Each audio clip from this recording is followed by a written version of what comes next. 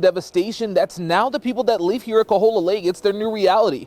And when the storm came through, they tell me that they had no way of knowing exactly what was coming. It's been somewhat of a busy day here at El Dorado Lake, but not for the reason you might think. Tons of people have come in and out all day just to get a look at what become an overnight transformation.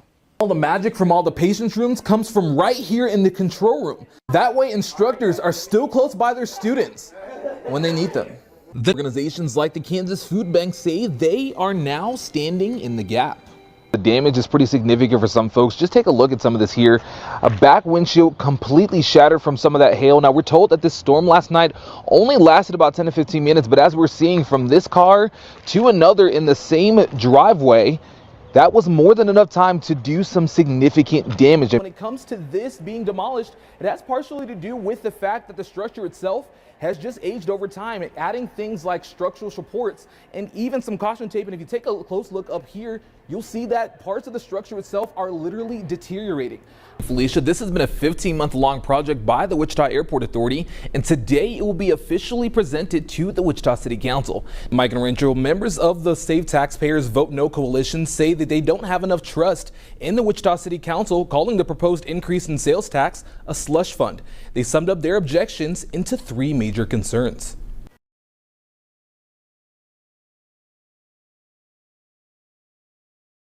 Remember this, it was 7 months ago, an overnight storm in Wichita left behind pretty significant damage. This is just some of the damage to the Via Boxing Gym in South Wichita. That storm ripped the roof off the building. But now, after months of repairs and renovations, the gym is back open for business. It's a story that Keenan Penn has been following since the very beginning. He joins us now live from the gym. Keenan? Mike and Rachel, the last time I stood here in this gym, the site was honestly something that a lot of people would describe as devastating. I walked you through here just showing the ruins after that overnight storm. But Coach Jacob Villa, he held a different sentiment, saying that what looked like the end was actually the beginning. A new rhythm and a different view for Via Boxing following a severe storm in June of 2025. The community coming together to help pick up the pieces. Owner of the gym, Jacob Villa, says it was something special to see. Seeing people and a lot of my friends and a lot of people come through and just getting together and helping out and just whatever skill set that they had, and you know, whatever their everyday jobs, even businesses, you know, some things are good at. And there was even some people that just, you know, grab a broom and sweeping up, helping out.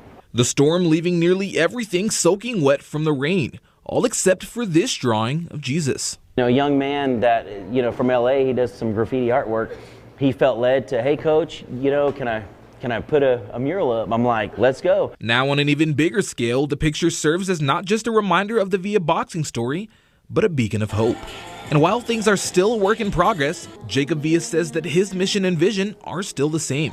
You know, I still felt led to have the kids come back. Like, you know, it's a roof over our head. When I was younger, we used to train. It was just in the backyard of our house. And so this is still pretty nice compared to what we had and where we was at. There's a few things that still need to be added. But like I said, it's as we go, as needed. And we'll kind of pick up the pieces and figure out, you know, where we're at.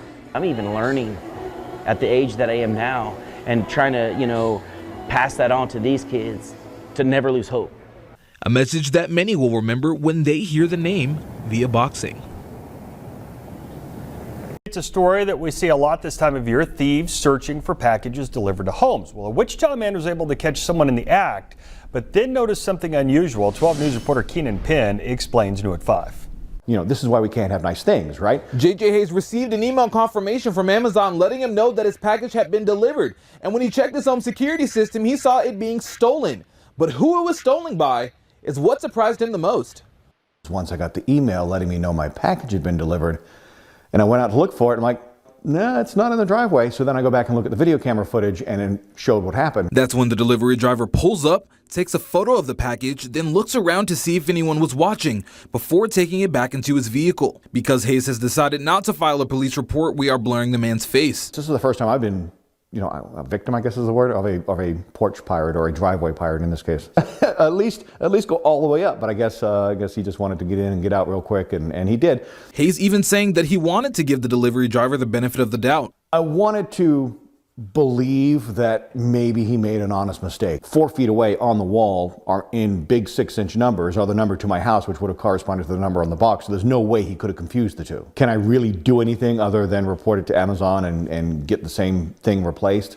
And that's exactly what Hayes did. He reported the incident to Amazon, also sending them a copy of the footage.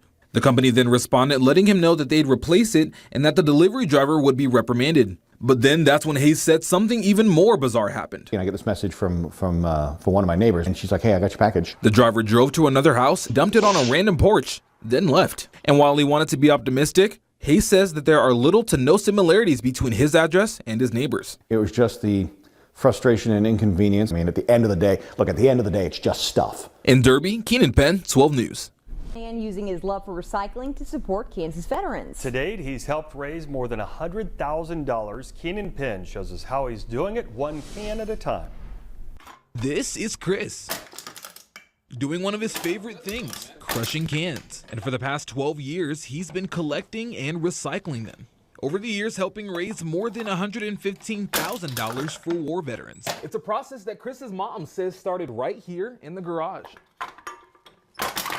Chris has always loved veterans. We had just started with Kansas Honor Flight, and that's when I really wanted him to be doing something to truly contribute. And so I started thinking, what could he do? And he loves to drink pop. So I thought, well, we'll get a can crusher and he can crush cans and save those and get a little money to give to Kansas Honor Flight. I'd take him to All Metal Recycling when he had enough cans, and he'd turn it in and he'd get his money, and we'd collect it up, and then he'd take it to the meeting and turn it in. And he thought that was pretty cool. Chris was making a difference, an effort that All Metal Recycling took note of. They noticed it and acted on it.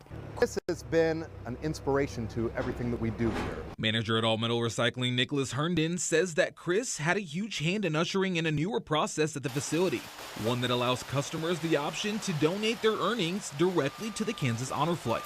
The support for our veterans is paramount when it comes to how we can give back to the local community, to Kansas as a whole. So it makes us feel pretty good. The money raised helping sponsor hundreds of veterans trips to Washington, D.C. through the Kansas Honor Flight. Just, from people coming in with their stuff, just saving it. That's insane. It's a lot of drinking. In Wichita, Keenan Penn, 12 News.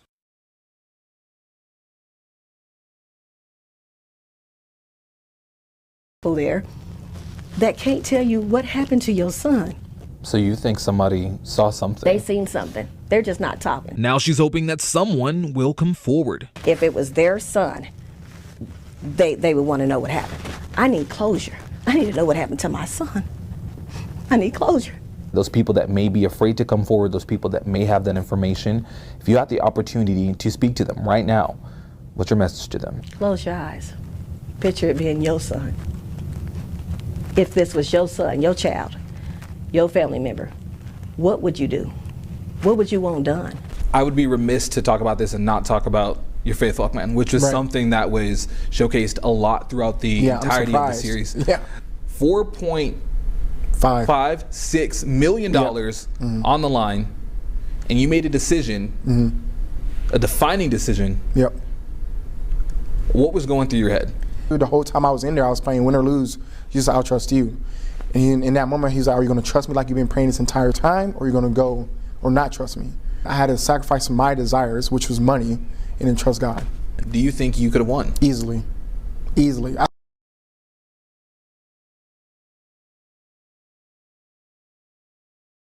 Hey everybody, 12 News reporter Keenan Penn here. We're here in Mitchell County in Beloit, Kansas, where the search for a 2-year-old child has just concluded around 1 a.m. this morning. Taking a look, this creek is where the Mitchell County Sheriff's Office says that child was found again around 1:30 this morning. Now, this all began on Thursday night just before 9 p.m. where a number of volunteers, including first responders and the Mitchell County Sheriff's Department, was looking for that child in the rain. And shortly after, they put out a release saying that child was found in what we believe to be this creek here in Beloit. Now, at the current moment, we're not sure of the exact condition of the child, but we do know that once that child was found, they were found unresponsive in what we believe to be this creek right here. Now, as we get those details from the Sheriff's Department, we'll be sure to update you right here online and on air.